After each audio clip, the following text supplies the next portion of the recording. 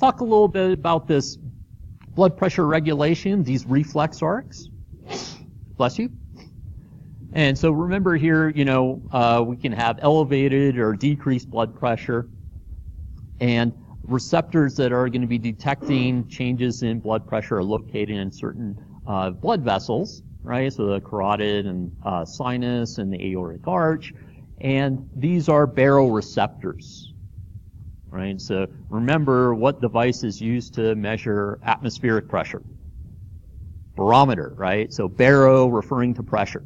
Now specifically, these are what types of receptors? Classification. Anybody remember? Mechanoreceptors, right? So what they're doing is they're detecting the stretch in the blood vessels as an indicator of blood pressure. Okay? So here, higher blood pressure is going to exert more stretch, lower blood pressure, not as much stretch, right? So signaling from these receptors is increased when they're stretched more, so that means their signaling increases when there's higher blood pressure. Blood pressure goes down, those stretching decreases, and therefore the signaling from these receptors decreases. Where does this information get integrated? Well, be mindful what part of whenever we're talking about integration and so forth, we're talking about the nervous system, specifically a central nervous system, right? So here, the part of the central nervous system that's really important for life-maintaining processes. Right? If we think about the brain, what structure is important for life-maintaining processes? So survival.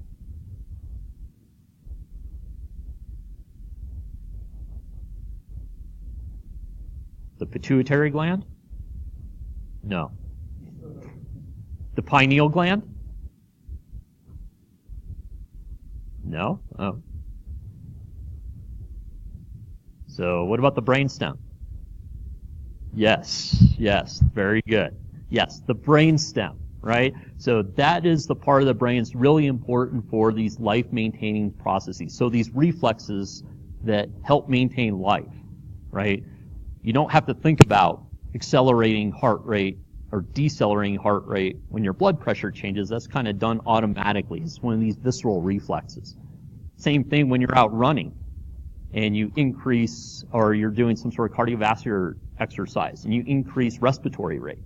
That also is going to be found in the brainstem, right? Specifically here for these cardio-regulatory centers, chronotropic centers, right? It's going to be in the medulla oblongata.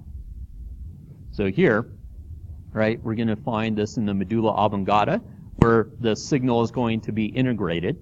And remember, we've got cardio-acceleratory centers, so that these are going to secrete agents that are going to be, if they're accelerating the heart rate, are those going to be positive or negative chronotropic?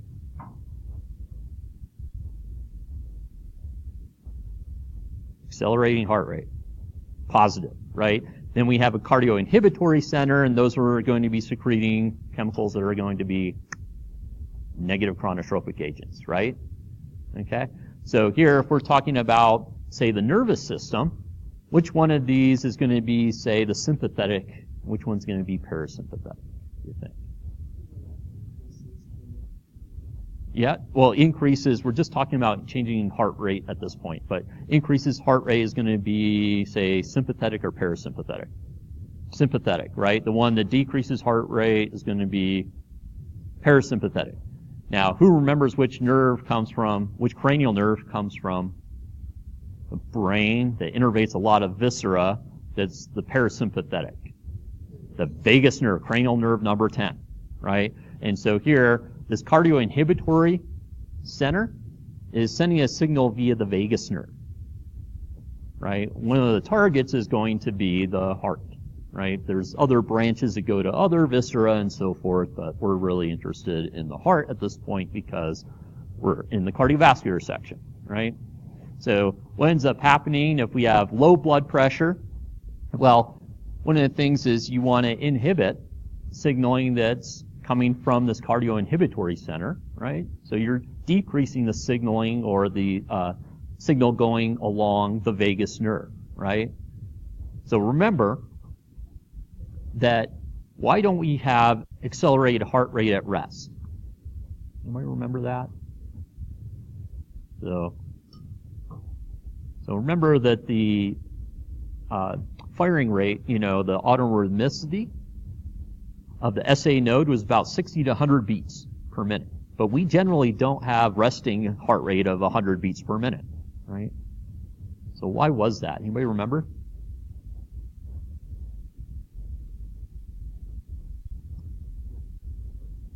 What's that?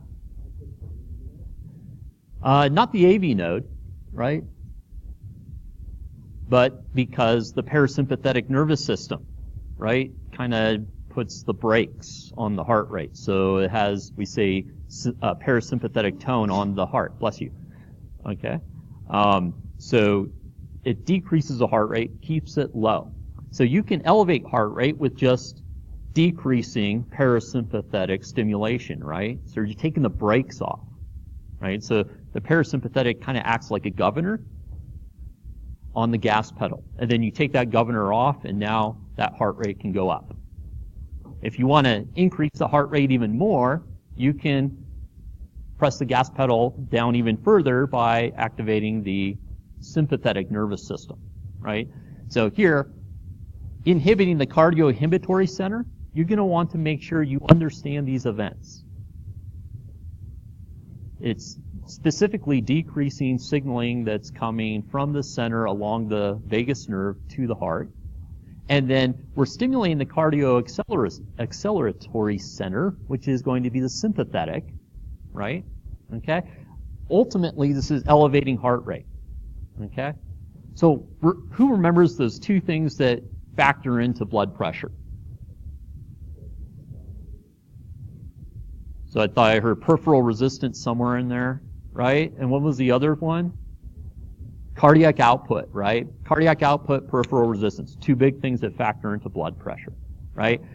So here, which one of those are we affecting with heart rate?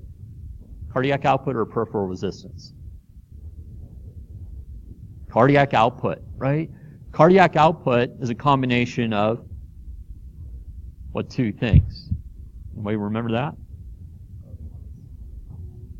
Stroke volume and, well, to get to stroke volume, we know we subtract end systolic volume from end diastolic volume. That's true, right? But stroke volume is one of those things. What is the other thing that gives us the cardiac output?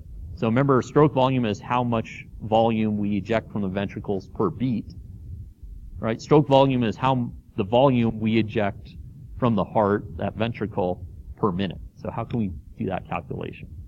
Heart rate, yeah, exactly. So two things that go into that cardiac output, right? Stroke volume and heart rate, right? So here, you should be able to follow the kind of breadcrumbs, the links, that lead you to figure out whether blood pressure increases or decreases here, right? So here, elevating heart rate is going to increase stroke volume, which, if we don't change anything else, is going to do what to blood pressure?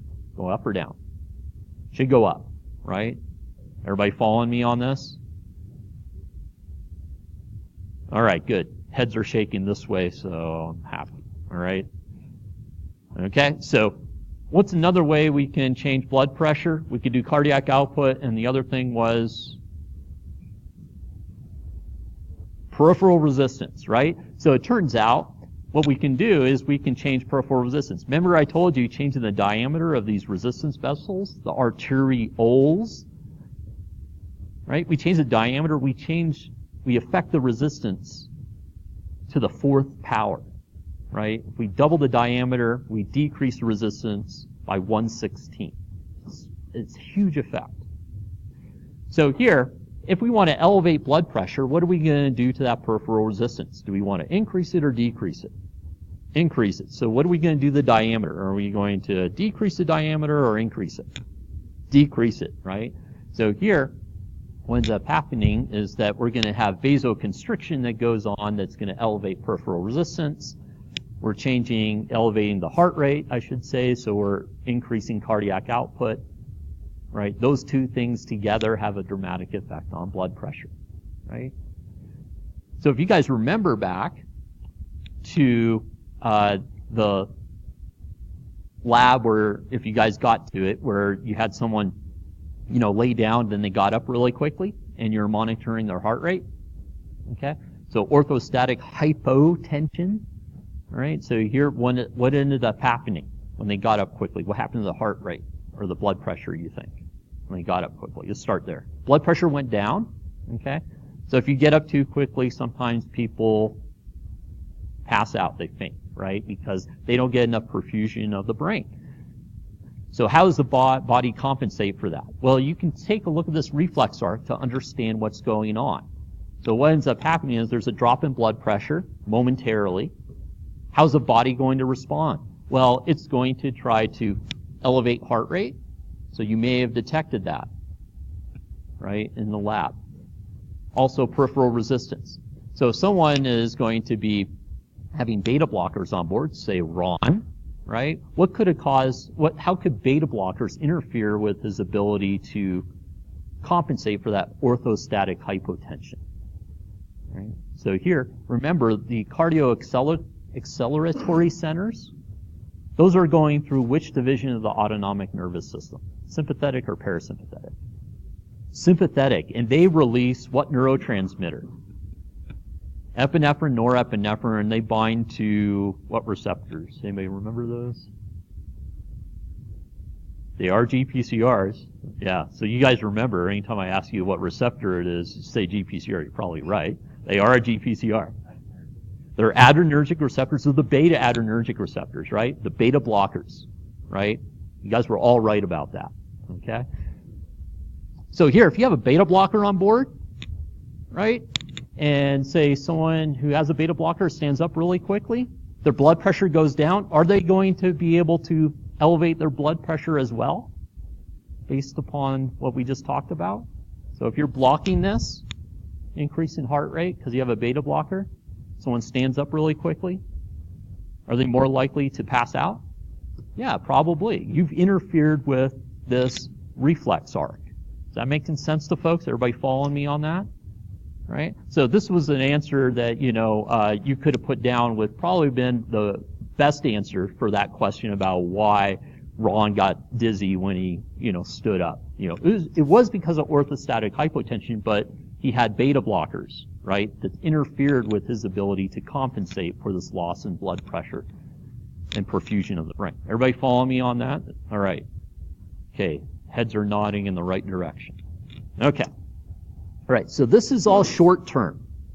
This is all short term. Now, when I say short term versus long term, we're talking about how quickly we can reverse this. So here we're talking about being able to change this fairly quickly. We can change the heart rate fairly quickly. The vasoconstriction of these peripheral vessels, we can change also fairly quickly. All right, so here the short term primarily is going to be through the autonomic nervous system, and I really should talk about also the parasympathetic in here too, but primarily through the sympathetic, epinephrine, norepinephrine, through those mechanisms that we've talked about, right? So increasing heart rate, Q represents cardiac output. So if we increase heart rate, we're going to elevate cardiac output and therefore elevate blood pressure, right? Now the other part of that equation for figuring out blood pressure is peripheral resistance. So the other thing the sympathetic nervous system can do is it is going to cause vasoconstriction, which is going to increase peripheral resistance, which is going to then elevate blood pressure, right? So here the sympathetic nervous system kind of has a two-pronged approach to try to regulate blood pressure. Everybody follow me on that? Parasympathetic has a little bit, but it's a little bit more dominant with the sympathetic. Now, this is fairly easily reversible. Okay, so this is more short term. The long-term regulation has more to do with blood volume, right? Changing blood volume takes a little bit longer time, especially to reverse it. So this is a long-term way that the body regulates blood pressure, right? And you've seen some of these hormones before from the endocrine section. So ADH. So ADH is going to be causing reabsorption of water, retention of water. And so when we retain water, we have less fluid in the urine, so we have less diuresis. But if we're retaining water, what are we doing to blood volume? We're either maintaining or increasing it, right? If we maintain or increase blood volume, right, that means that we can increase end diastolic volume, right? If we increase end diastolic volume, what's that do to stroke volume? So remember, end diastolic volume is the amount of blood that's found in ventricles before systole, before it gets squeezed out, right? So here we have more end diastolic volume, which means how's that affecting stroke volume? Is that going up or down? It's going up, right? So we increase stroke volume. What's that doing to cardiac output? It's going up, which means that we're elevating blood pressure, right? So we're going to want to be able to, as a student, start with, say ADH, figure out what it does to blood volume. What is that going to do to, say, stroke volume? What is that going to do to cardiac output? How's that going to affect blood pressure? So you want to make sure to be able to connect these dots, right? This system. A lot of the human body and understanding how it functions is knowing how all these pieces connect with each other, how it operates as a system. If you can do that, you're going to be a much better care provider. You have a better patient outcomes. Because when you try to correct diseases, you know how that intervention's going to try to help correct the disease, but you also know what's going to happen if you have, say, side effects, right? All right, so let's talk about another hormone that we've seen before, aldosterone. Now, aldosterone's not directly affecting water. It kind of affects water retention indirectly. It's primarily involved with reabsorption of sodium. Okay? So here we reabsorb sodium, and water generally follows that solute. So here, just like with ADH, we have reabsorption of sodium, so retention of sodium, right? And we get water to follow. And just like ADH, what's that doing to blood volume? So it's either maintaining or increasing it. And therefore, we're going to elevate end diastolic volume, increase systolic volume, or stroke volume, and then we're going to increase cardiac output, and that can lead to elevated blood pressure or maintenance of blood pressure. Everybody following me on this? Right? This is long-term, right? It's all long-term. The hormone we haven't talked much about, this is one of the few that comes from the heart. So atrial natriuretic peptide, ANP. So what part of the heart does this come from, based upon the name? Atria, yeah, exactly. So there's a little spot in the right atria that detects, stretch. And so it can detect whether there's elevated blood volume and therefore, or blood pressure through elevated blood volume. So remember, ADH and aldosterone, those two were working to do what to blood pressure? Elevate it or decrease it? Increase it, right? So this is one of the few hormones out there that is going to work to try to decrease blood pressure, ANP. And it gets secreted from the atria of the heart. One of the ways it does that, it inhibits the actions of ADH and aldosterone. It can also interfere with epinephrine, norepinephrine, right? Because epinephrine, norepinephrine is kind of a two-pronged approach we talked about. It affects peripheral resistance by vasoconstriction, and then also affecting heart rate, right? So here, by doing this, it's going to decrease blood volume, which decreases end diastolic volume, which is going to decrease stroke volume, decrease cardiac output, decrease blood pressure.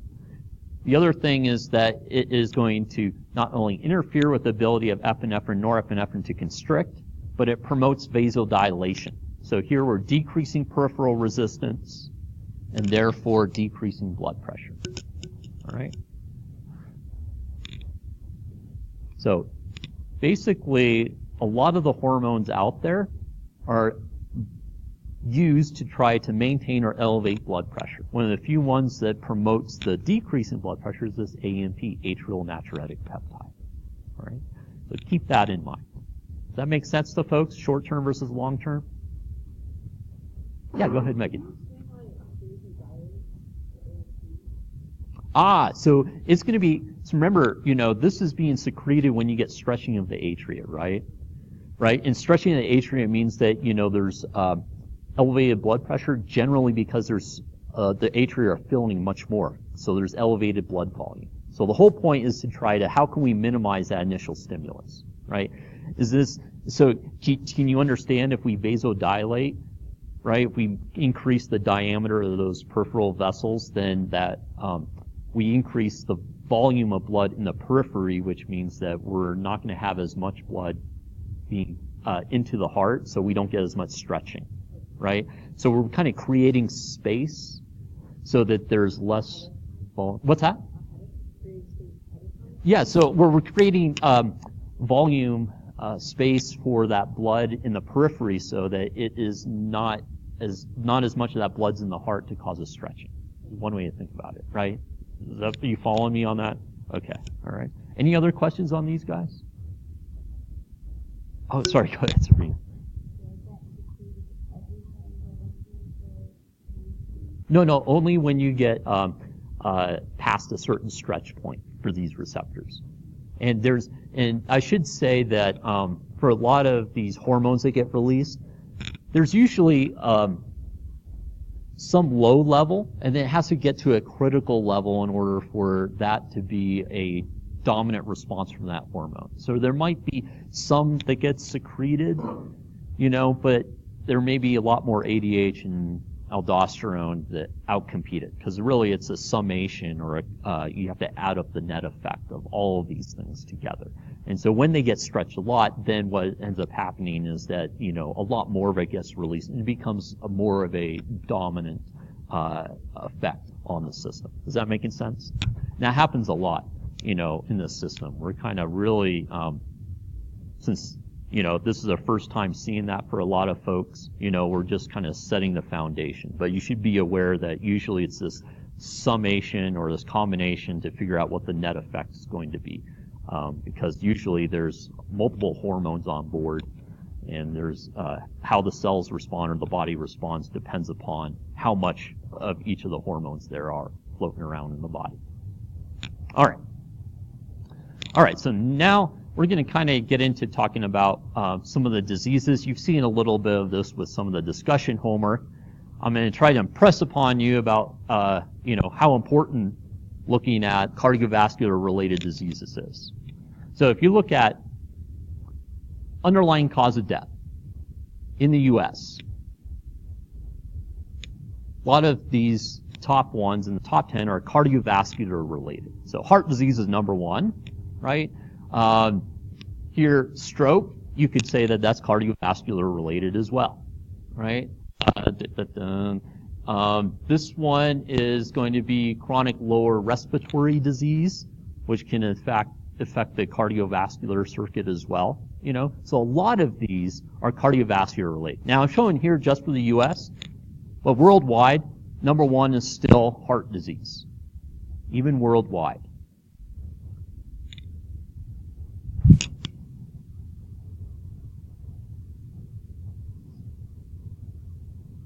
All right, so hypertension in the U.S., in adults, right? 1 in 3 have high blood pressure.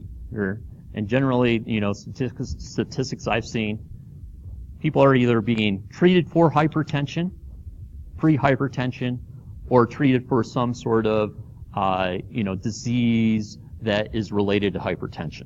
1 in 3. This is staggering. How many people are in the U.S.? 325 to, I think someone in the last class said 350, somewhere in that range, right? So we could estimate, I don't know, maybe 300 million, so 1 in 3. So how many adults have hypertension? It's somewhere close to 100 million, right? It's pretty staggering. So if you don't think the person to the left or to the right of you has hypertension, high blood pressure, guess who does? right? Yeah, so, I mean, this is serious. And I'll show you some reasons why here. 1,000 deaths a day that are related to this alone.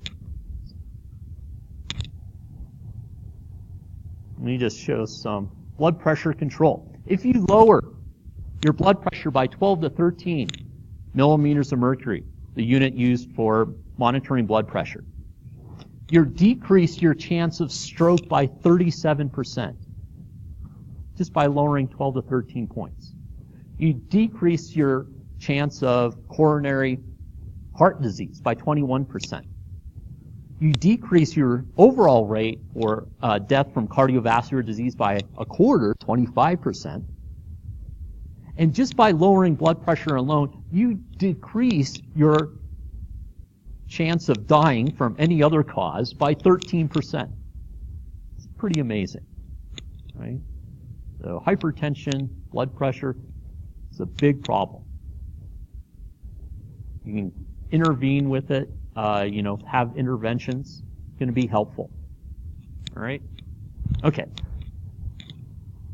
So for those that aren't convinced yet, let me just show you one last statistic. This is from a place called stateofobesity.org. It has a variety of data in there, but one of it is looking at hypertension rate by state, right?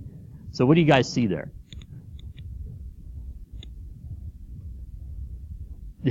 What is it, the South?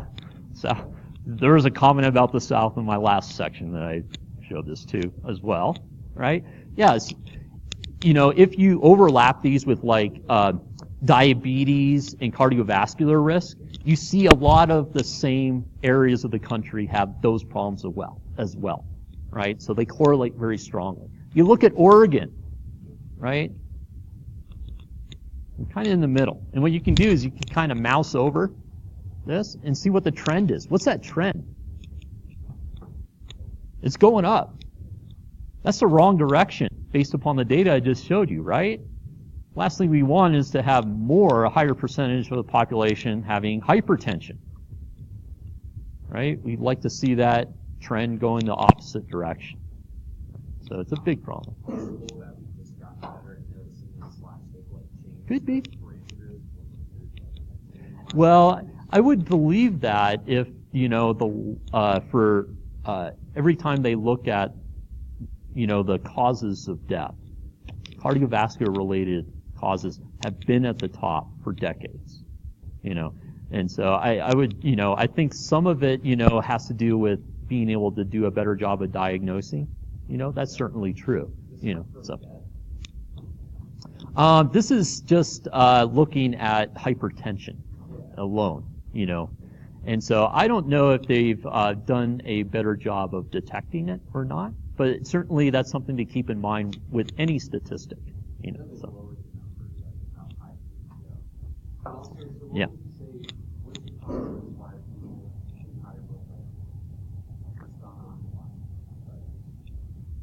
I think that there's a variety of reasons. I don't know if we've done a better job of having a healthier lifestyle, I think that's a big risk factor. The other thing is, there's a business part to this, right? If you're a pharmaceutical company, right, is it in your benefit for your product to reverse people's diseases by telling them to exercise more and so forth? Probably not, right? Unfortunately, I hate to be a little bit of a pessimist, but I do think that plays a role, and so, our healthcare industry probably doesn't do as good a job of preventative medicine, not using pharmaceuticals as much, using other types of interventions. I think that's, in my opinion, contributing quite a bit to this too. But detection certainly, and also changing some of the what qualifies as hypertension, definitely influencing the data. And that may be, where you saw this a little bit of a jump, is a bit right here, is maybe when they decided, well, our values for hypertension were too high, even having a elevated blood pressure that's even lower is still putting people at risk. And so we need to lower that bar, right? Okay. All right, so have I convinced you guys that cardiovascular related diseases is really important to take a look at them? Yeah, okay. All right.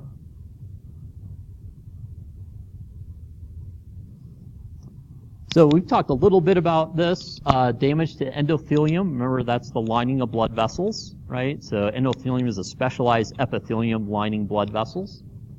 And there's a variety of risk factors that are involved with this: smoking, hypertension, cholesterol, high blood glucose, sedentary lifestyle, right? And so you can see here where we have, damage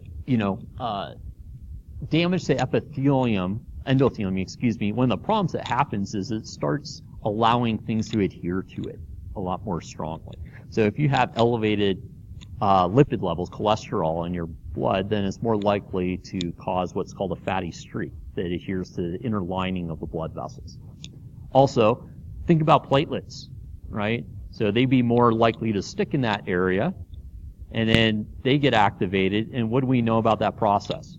They get activated, they recruit more platelets that get activated. It's this feed-forward process. So a lot of times, what ends up happening with damage to the endothelium is that it causes this kind of feed-forward process, and it's really challenging to try to reverse this.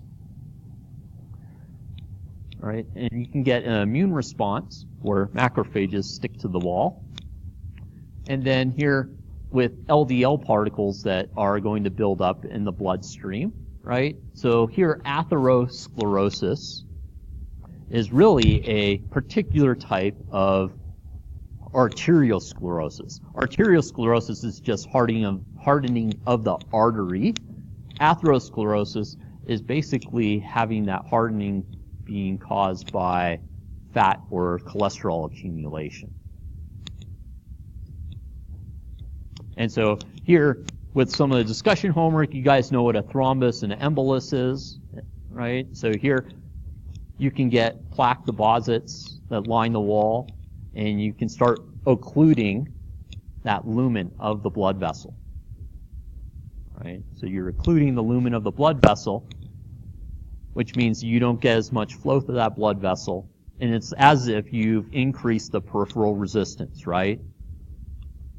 But in this case, you've kind of increased the peripheral resistance, but you don't have a really good way to quickly reverse it, because you've just kind of thickened the wall of the blood vessel artificially, so to speak. And what do we know happens to blood pressure if we increase peripheral resistance? Goes up, right? Now, the other problem here is that with having deposits in that area that these cells aren't accustomed to, right? So what cells are professional lipid storage cells? So fat cells, adipocytes. A lot of times, these cells, they're not professional fat storage cells, but they still take up that excess fat in, say, atherosclerosis. And that causes them to kind of malfunction a bit. And that can cause them to increase their proliferation. They make a lot more of themselves. So the blood vessel wall increases in thickness too. So not only are we decreasing the diameter by having accumulations that continuously line this tube, right? It's kind of like gunk lining a pipe, right? We're increasing the thickness of the wall, which may also start causing occlusion of the blood vessel. Okay, so there's multiple problems that go on here. And when those cells they take up lipids, they become damaged. I see your question. I'll get to you in just a second. They can put out distress signals that recruit inflammatory cells like macrophages. And they cause an inflammatory response in that area, and that's not good either, right? So there's all these cascade of effects, the series of effects that go on that cause a lot of problems. Yeah, sorry, go ahead, Sabrina.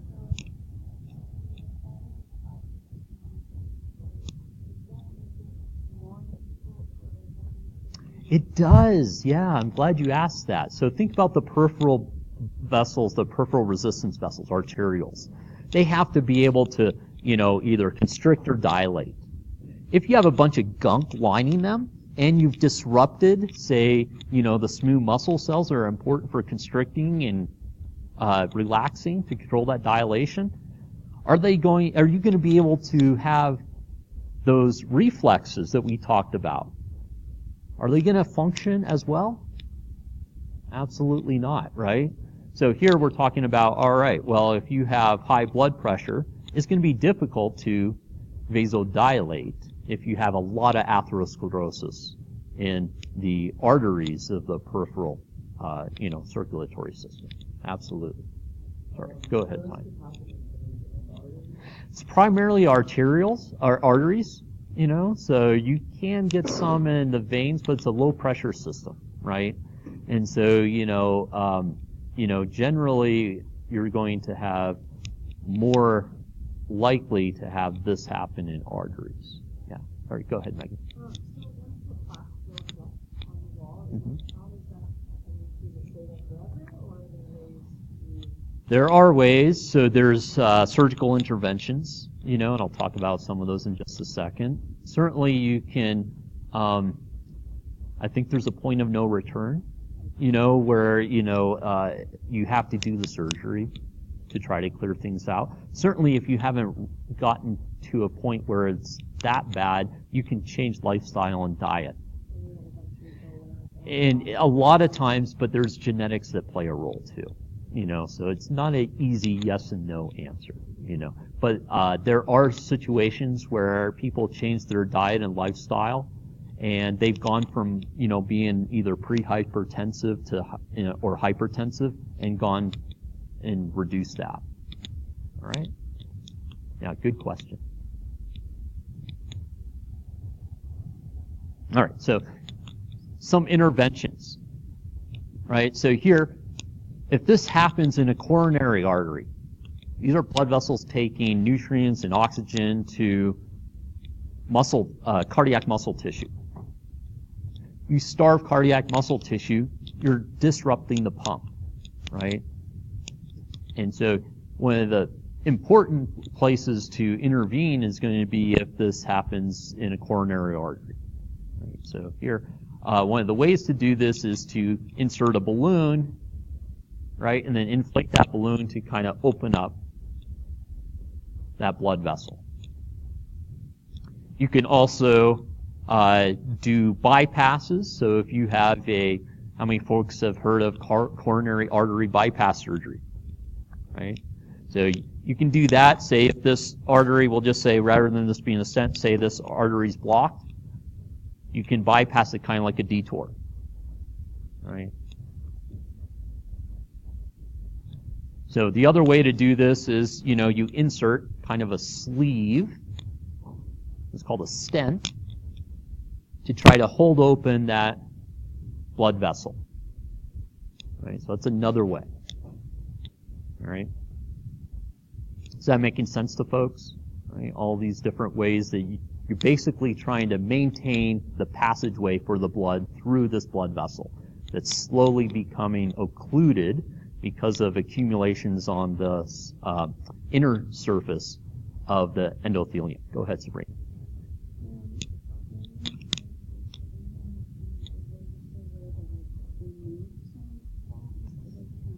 It's very challenging. So think about what happens if a piece of a thrombus breaks off. What does it become? An embolism, right? So, and that's one of the challenges, and it's a challenge with any of these. When you start going in there, you risk that, and I'm not too familiar with, kind of, the way you go in the dentist and they remove kind of the plaque and so forth, whether they do that with, say, these blood vessels. I'm not too familiar if they have a procedure to do that very well, but it's a good question. Most of these procedures, they're done to try to keep that passageway open. That's a good question, though. Any other questions on these guys? All right. Coronary artery disease, this is just an image showing you a heart that's normally perfusing the myocardium, right? And then one in which there is a blockage. of the coronary artery. And you can see that a lot of that myocardium is not as well perfused. In this case, if you take a look at it, is that the left or the right side of the heart, you think? It's the left. Remember, it's always a patient's perspective, right? And is that a problem, right? So especially if it's in this area, what chamber is that most likely? Yeah, it's probably a left ventricle. Where's that pumping blood towards? The body. Yeah, absolutely. So that could be a real disaster, right? Could be really problematic. I was just assuming that you're looking at an anterior view, just the way it's situated, right? Because the heart kind of points a little bit to the left. Yeah. All right. So another one is stroke, right? So here, atherosclerosis of vessels in the brain, clot can get stuck, and therefore you're preventing nutrients to be delivered to brain tissue, nervous tissue.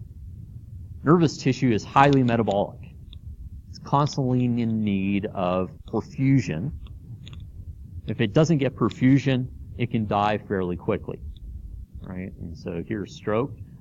So clot stopping blood flow in the brain. So hemorrhagic stroke, the brain, the blood vessel bursts. Aneurysm is ballooning of an arterial wall, right? So one of the major places that this can happen, the aneurysm, is called an abdominal aortic aneurysm. So remember, the aorta comes out and it circles back around, and it comes down through the abdominal pelvic cavity, thoracic, through the thoracic and then the abdominal pelvic. Still fairly high pressure, and here, because if you have an aneurysm, blood vessel wall balloons out and it is going to break, you bleed out really quickly. So someone who's got an abdominal aortic aneurysm has to get treatment really quickly, right? Because they can bleed out within less than 10 minutes.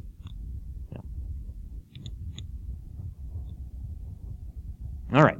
So last slide, evaluating circulation. Some of you guys may have been able to do this already. So pulse, which is your heart rate. You can find that with the radial or the common carotid. So remember, the radius is always what side of the hand? Thumb side, right? So radial artery, okay, or the carotid. And so you can feel the pulsing. And what you want to do is count that for a certain number of seconds and then do a multiplication to figure out how many times you felt that pulsing per minute. That gives you a heart rate, right? Radial or common carotid. Now measuring blood pressure, right? This is the pressure put on the blood vessel walls. So if we have pressure put on the walls that's greater than the pressure inside the blood vessel, what's that going to do to the blood vessel? Is that going to collapse it? Yes, right? Because we have more pressure outside than inside, right? It's going to collapse, okay? So here, that's kind of what the blood pressure cuff is doing when you're trying to figure out blood pressure. So you pump up that blood pressure cuff to a point where you're kind of squeezing the blood vessel, so it's a little bit higher than the highest blood pressure in that blood vessel. And use a stethoscope to listen to sounds of blood flowing through a particular artery, a blood vessel. Okay? Usually the brachial artery. Now, normal is 120 over 80, hypertensive is 140 over 90. So keep that image that I just told you, in your mind for just a second. I'm going to tell you what these numbers mean. The top number is going to be what we call the systolic blood pressure. The bottom number is diastolic. So what we're talking about here is that systolic, so here we're really interested in the systemic circuit, right? Blood that's perfusing systemic tissues, right? Where's that coming from? What ventricle is ejecting blood that's going to be pumped to the rest of the body? Left ventricle, right? So here we're talking about, all right, if we have a systolic number, that's the pressure in this artery, right, when that left ventricle is going through systole, right? It's pushing blood. So not surprising that the diastolic number is when that left ventricle is relaxing, okay? Right? So there's still pressure in the blood vessel even when that ventricle is relaxing, okay? Everybody with me on this? All right, so let's go back to this image of you put the blood pressure cuff on. You have more pressure outside of that blood vessel wall than inside of it, so you're kind of collapsing that blood vessel wall on itself, okay? And you have your stethoscope so you can listen to sounds of blood flowing through that artery, all right? So if you're collapsing the blood vessel wall, do you think you hear much sound blood flowing through that artery? No. Right? So what you start doing, you start decreasing the pressure of the blood pressure cuff. Okay? Soon as you start hearing sound of turbulent flow of blood going through that artery, that means that that blood pressure cuff, the pressure in that blood pressure cuff is slightly lower than the highest blood pressure, right? Which was what? Systolic or diastolic? Is that when the ventricle's squeezing or relaxing? Squeezing, right?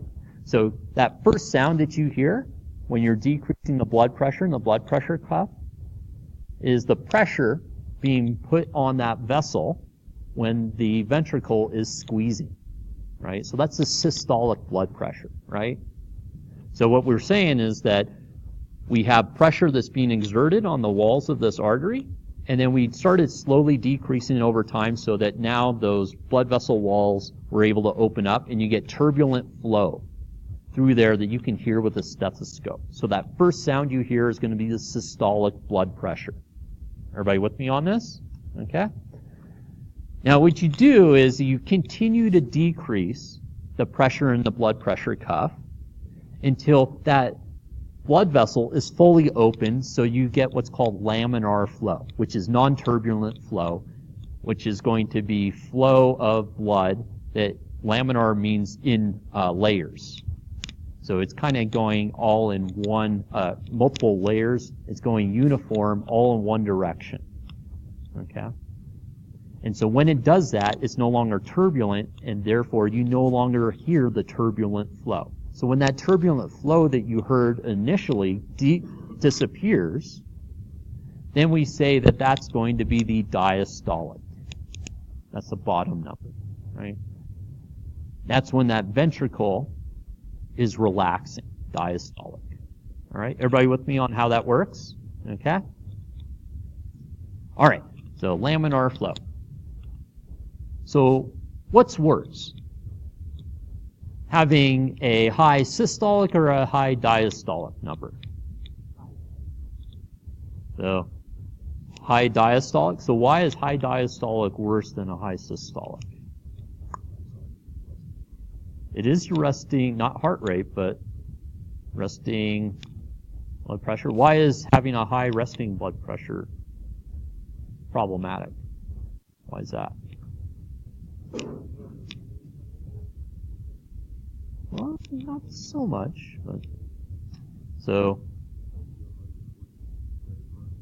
yeah, that's really what's going on. So think about it. If your system never gets a chance to kind of relax, right, you're putting it under a lot more pressure. So high diastolic's really problematic because think about if that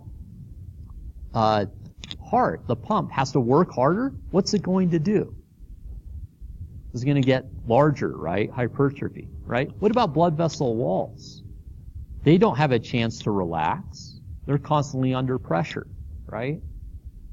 So here, the problem is that there's no ability for the cardiovascular system to kind of have a relief from the blood pressure, right? So even though having high systolic isn't that great, having high diastolic is even worse. Everybody following me on this? All right. Seeing heads nod up and down, so I'm going to say you guys are good. Because if you don't understand this, please say something. It's really critical. Because I think people just get told that high diastolic is worse than high systolic, but they don't know why. Okay? All right. Okay, so the last slides are basically review questions. So be sure to be able to go through those. All right? Okay, so why don't we take a break, and then we'll just quickly go through that task 2 discussion. You know, I think people did pretty well on most of those questions, so I don't think we'll take very long for that. All right?